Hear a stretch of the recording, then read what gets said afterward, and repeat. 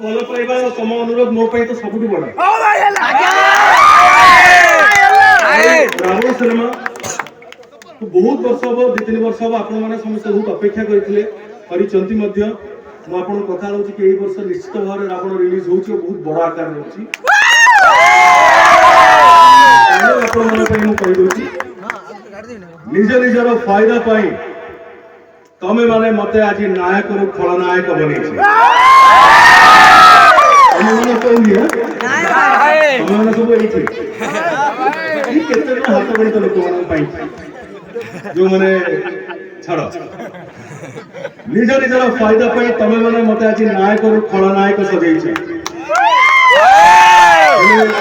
ଗୋଟେ ପାଉଁଶ ତଳର ନିଆଁ ମୋ ଭିତରେ ବି କୋହଳୁଛି। ଦେବଦେବ ମନୋଦେବଙ୍କରଣ ମୁଁ ଫେରିବି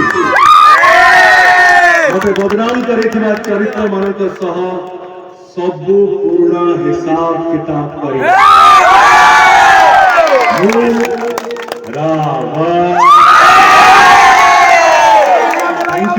रावण काम आरंभ हो गला जोरसोर चली बहुत जल्दी तार डिफरेंट खबर भी जाना पाइबे। आशा जारी रखिए।